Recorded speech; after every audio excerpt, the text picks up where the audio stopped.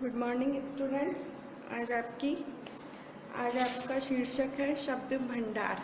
ठीक है, इससे पहले हमने व्याकरण के कई चैप्टर कर लिए हैं, उसके बाद में अब ये है शब्द भंडार। इसमें आपका वाक्यांश के लिए एक शब्द, पर्यायवाची शब्द, विलोम शब्द और अनेकार्थक शब्द, ये चारों चीज़ें आ जाएंगी और ये आपको अपनी कॉपी में एज इट इज़ उतारना है। अगर आप लोगों से ये सारणी नहीं बनती तो आप इसको अलग अलग उतारेंगे। जैसे पहले वाक्यांश के लिए एक शब्द, उसके बाद दूसरा टॉपिक पर्यायवाची शब्द, तीसरा है विलोम शब्द और चौथा है अनेकार्थक शब्द। ठीक है, हम पढ़ते हैं अब सबसे पहले वाक्यांश के लिए एक शब्द। वाक्यांश के लिए एक शब्द में क्या होता है, हिंदी में कुछ ऐसे शब्द होते हैं जिनसे किसी वाक्यांश या अनेक शब्दों का संपूर्ण भाव छिपा रहता है। जिनमें किसी वाक्यांश या अनेक शब्दों का संपूर्ण भाव छिपा रहता है। इन शब्दों से भाषा में संक्षिप्तता, सौंदर्य, प्रवाह एवं रोचकता लाई जा सकती है। तो आपको जो ये डेफिनेशन है वाक्यांश के लिए एक शब्द की, ये अपनी कॉपी में लिखनी है। हिंदी में कुछ ऐसे शब्द हैं जिनमें किसी वाक्यांश या अनेक शब्दों का संपूर्ण भाव छिपा रहता है। इन शब्दों से भाषा में संक्षिप्तता, सौंदर्य, प्रवाह एवं रोचकता लाई जा सकती है। जैसे जो क्षमा के योग्य ना हो।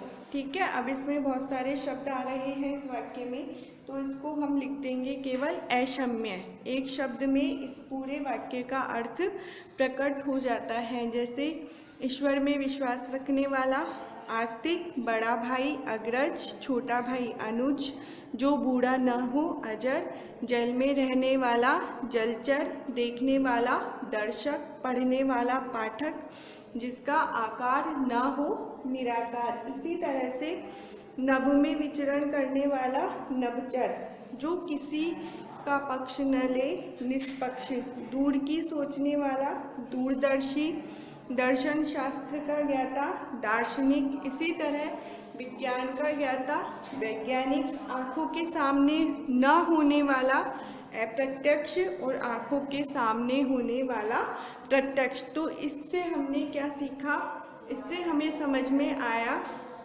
कि हम पूरे वाक्य को न लिखकर या वाक्य के एक अंश को न लिखकर केवल उस एक शब्द से हम उस पूरे वाक्य को समझा सकते हैं। जैसे मान लीजिए मैंने बोला जो कभी ना मरता हो। ठीक है, जो कभी ना मरता हो, तो आप लोगों ने आंसर दिया, कौन हो गया, अमर। तो इससे क्या समझ में आया, अमर क्या है, अमर शब्द का अर्थ क्या है, जिसकी कभी मृत्यु ना हो। इसी तरह से हम नेक्स्ट टॉपिक पे चलते हैं, पर्यायवाची शब्द। पर्यायवाची शब्दों में क्या होता है, एक शब्द का समान अर्थ निकलता है। ठीक है, समान अर्थ वाले शब्दों को समानार्थी या पर्यायवाची शब्द कहते हैं।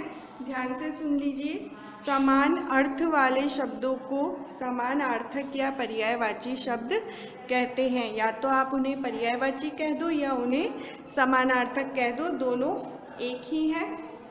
जैसे यहाँ पर नभ का है, राजा का है, मित्र का है, दिन का है, पुत्र का है, आँख का है और आका है। आप सभी को इन सब के वो आते हैं पर्यायवाची शब्द, इनसे ज़्यादा भी आते होंगे, लेकिन मैंने यहाँ पर 3 लिखे हैं। नभ का हो गया आकाश, व्योम, शून्य। नभ का अंबर भी होता है, आसमान भी होता है। ठीक है, उसी तरह से आग का अग्नि, अनल, पावक, दहन भी होता है, ज्वाला भी होता है। ठीक है, आँख का हो गया नयन, लोचन, नेत्र, अक्षि, चक्षु, ये सब किसके होते हैं, आँख के। कमल का हो गया जलज, नीरज, बारिश, पंकज और सरोज। इसी तरह से गाय का हो गया गौ, धेनु, गऊ, सुरभि। एक हो गया गो, एक हो गया धेनु, एक हो गया गऊ, एक हो गया सुरभि। नेक्स्ट चलते हैं पुत्र। सॉरी, यहाँ पर पुत्री आएगा। पुत्री का होता है बेटी, सुता और तनया। इसी तरह से पुत्र का होता है बेटा, सुत और तनय। दिन का दिवस, बार, दीवा। तो समझ में आया होगा। पर्यायवाची शब्द एक शब्द के जब समान अर्थ निकल रहे हों उसे हम समानार्थक या पर्यायवाची शब्द कहते हैं, या समान अर्थ बताने वाले शब्दों को समानार्थक या पर्यायवाची कहते हैं। उसके नेक्स्ट है विलोम शब्द। एक दूसरे का उल्टा अर्थ बताने वाले शब्दों को क्या कहते हैं? विलोम शब्द कहते हैं। जैसे सर्दी, गर्मी, आस्तिक, नास्तिक, सौभाग्य, दुर्भाग्य, उन्नति, अवनति, शिक्षित, अशिक्षित, मानव, दानव, सरल, कठिन आदि। यहाँ पर लिखे हुए हैं प्रत्यक्ष, अप्रत्यक्ष, मित्र, शत्रु, साक्षर, निरक्षर, उदार, अनुदार, उत्तीर्ण, अनुत्तीर्ण, जय, पराजय, तीव्र, मंद, दंड और पुरस्कार। नेक्स्ट है अनेकार्थक शब्द। जब एक ही शब्द के अलग अलग अर्थ निकाले जाए उसे अनेकार्थक शब्द कहते हैं। जैसे अंबर का हो गया आकाश और कपड़ा। समानार्थक में तो हमने क्या पढ़ा था? अंबर आकाश का पर्यायवाची शब्द है और कपड़ा किसका पर्यायवाची शब्द होता है? वस्त्र का। लेकिन यहाँ पर अंबर को कपड़ा भी कह सकते हैं और आकाश भी कह सकते हैं। कर का मतलब होता है हाथ और टैक्स। अतिथि, मेहमान, साधु, गुरु, शिक्षक, बड़ा, सुर, देवता, स्वर, रस, आनंद, प्रेम, पद, पैर, स्थान, पानी, जल, चमक। वापस से इन सबकी डेफिनेशन सुन लीजिए। अनेकार्थक ऐसे शब्द जिनके अनेक अर्थ निकाले जाते हैं, अर्थात एक ही शब्द के जब अनेक अर्थ निकाले जाते हैं उन्हें अनेकार्थक शब्द कहते हैं।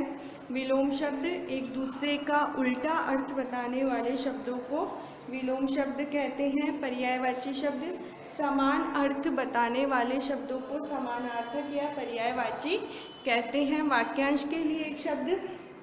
हिंदी में कुछ ऐसे शब्द होते हैं जिनमें किसी वाक्यांश या अनेक शब्दों का संपूर्ण भाव छिपा रहता है।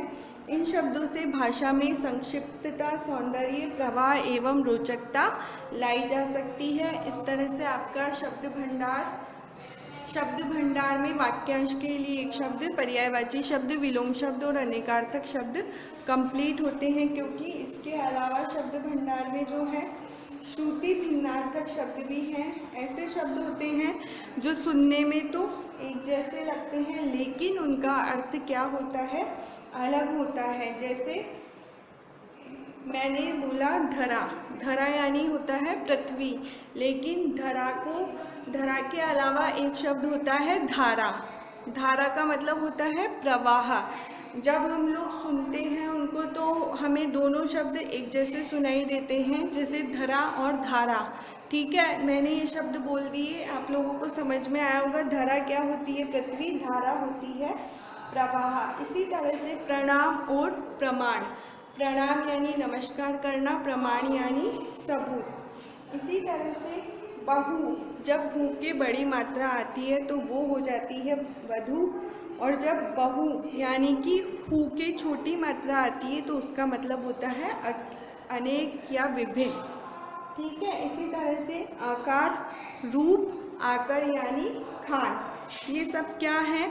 एक सुनने में तो हमें एक जैसे लग रहे हैं लेकिन इनके शब्द क्या है, इनके अर्थ क्या है? अलग अलग। जैसे हम बोलते हैं बारात। बारात नहीं होती है, बारात का अर्थ होता है शव यात्रा। ठीक है, और बारात का अर्थ होता है वर यात्रा। तो ऐसे शब्द जो सुनने में एक जैसे लगते हैं लेकिन उनके अर्थ क्या होते हैं? भिन्न निकलते हैं, उसे श्रुति समभिन्नार्थक शब्द कहते हैं। ये आपको अपनी कॉपी में करना है।